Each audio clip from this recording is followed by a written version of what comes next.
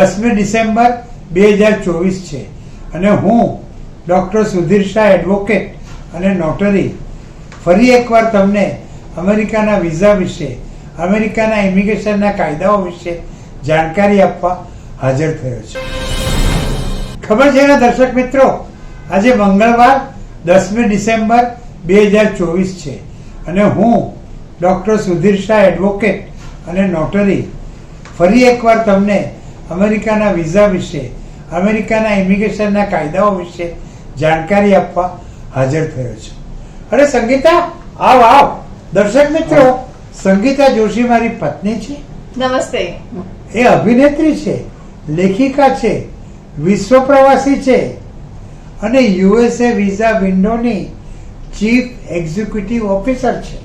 બસ બસ સુધીર, તે મને આજે ખબર છે ના પ્રોગ્રામમાં શા માટે બોલાવી છે?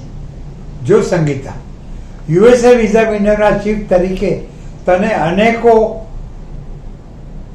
રોજ સવાર બપોર સાંજ 20મી જાન્યુઆરીએ 2025ના જેઓ અમેરિકાના 47મા પ્રેસિડેન્ટ બનવાના છે એ ડોનાલ્ડ ટ્રમ્પ અને એની ઇમિગ્રેશનની નીતિ વિશે જાત જાતના પ્રશ્નો કરે છે. તું એના ઉત્તરો મારી પાસે માંગ કરે છે.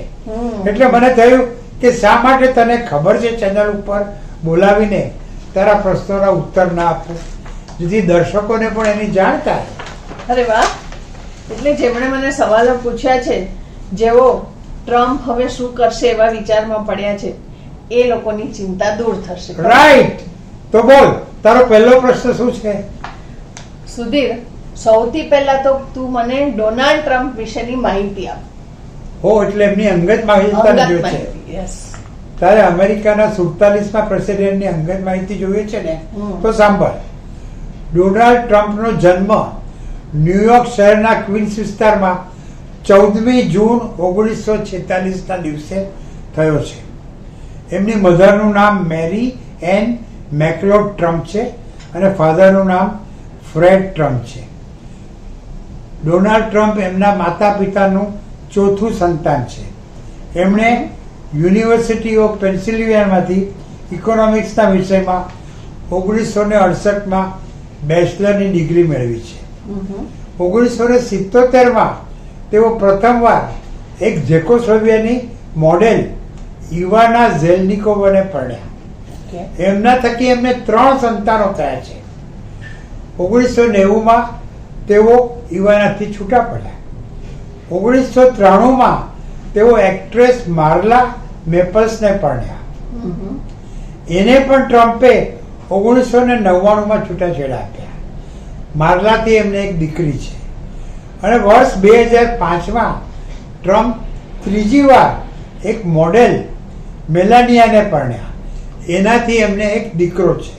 ઓહો, એટલે ટ્રમ્પે 3 વાર લગ્ન કર્યા છે અને એમને 5 સંતાનો છે, ખરું ને? હા.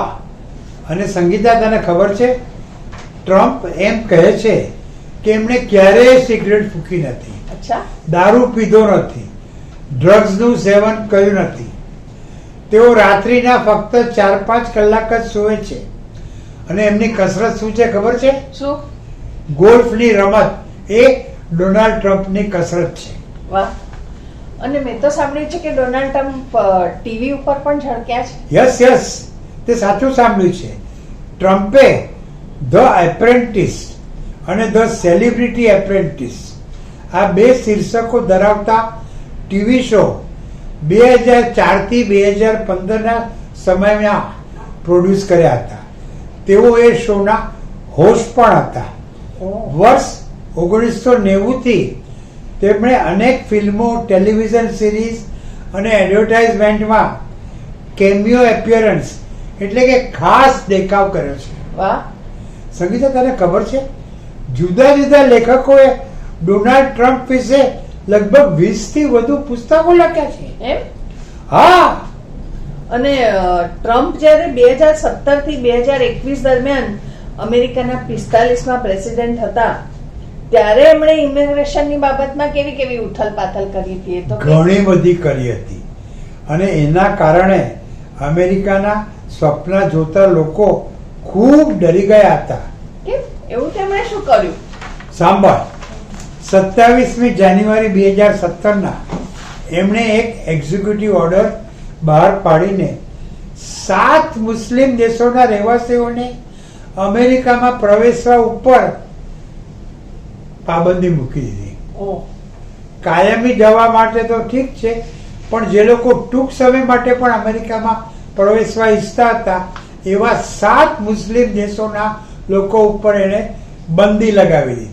ઓહ, પછીથી એમણે એ વધારીને 11 મુસ્લિમ દેશોના રહેવાસીઓ ઉપર એ પ્રતિબંધ મૂક્યો. અચ્છા. અમેરિકાનું જે ડિફોલ્ટ એક્શન ફોર ચાઇલ્ડહુડ અરાઇવલ્સ નો પ્રોગ્રામ દાખલ કરવામાં આવ્યો હતો એનો અંત આણવાનો એમને પ્રયત્ન કર્યો.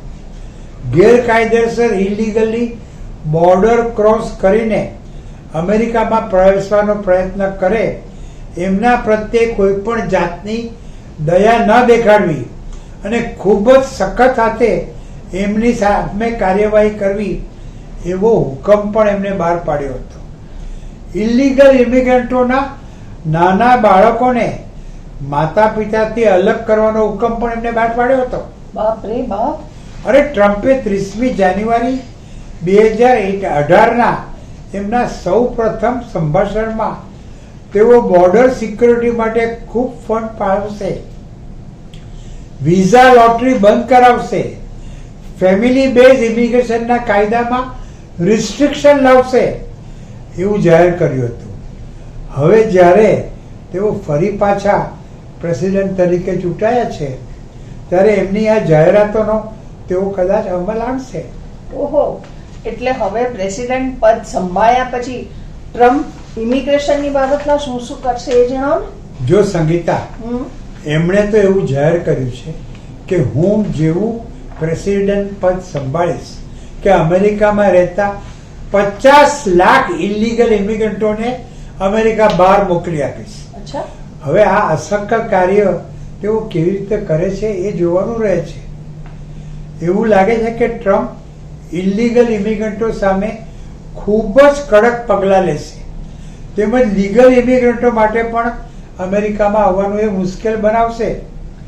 H1B ના કોટા ઘટાડશે અથવા તો એની જરૂરિયાતોમાં એવો વધારો કરશે જે પૂરી પાડવા અમેરિકન કંપનીઓએ પુષ્કળ ખર્ચો કરવો પડે અને જે લોકોને એ લોકો H1B માટે સ્પોન્સર કરે એની આવડત પણ ખૂબ જ સારી હોવી જોઈએ.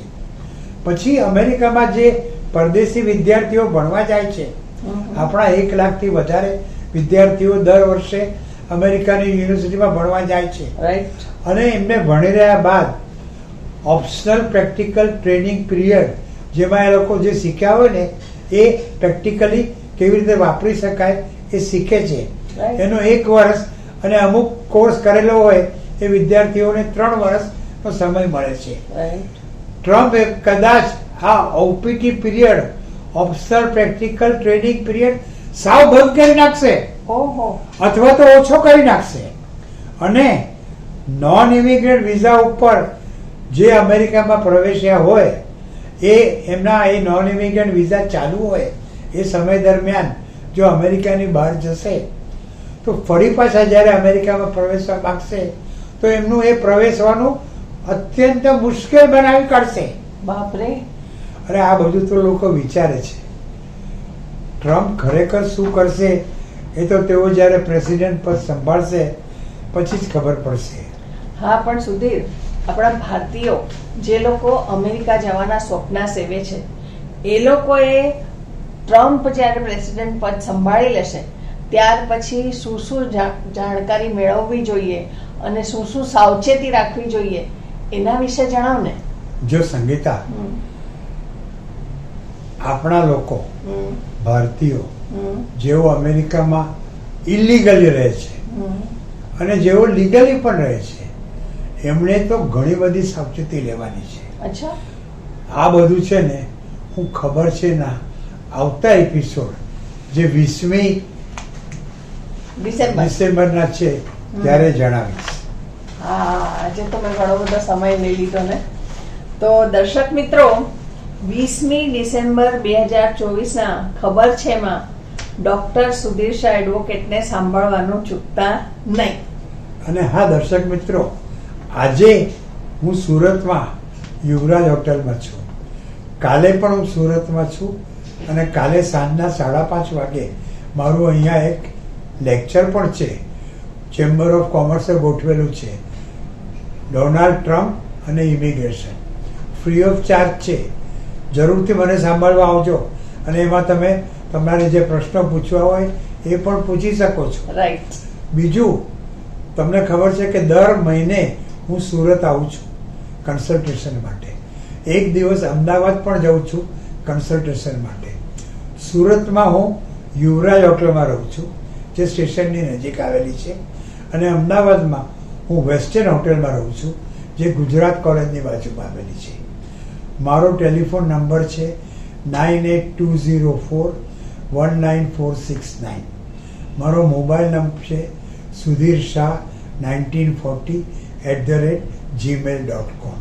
એટલે તમારે જો મને કન્સલ્ટ કરવા હોય તો હું જ્યારે સુરતમાં આવું ત્યારે, અમદાવાદમાં હોઉં ત્યારે, અથવા તો મુંબઈમાં મારી ઓફિસમાં ફાઉન્ટેન ઉપર આવેલી છે હાઈકોર્ટની બાજુમાં, ત્યાં આવીને તમે મને કન્સલ્ટ કરી શકો છો.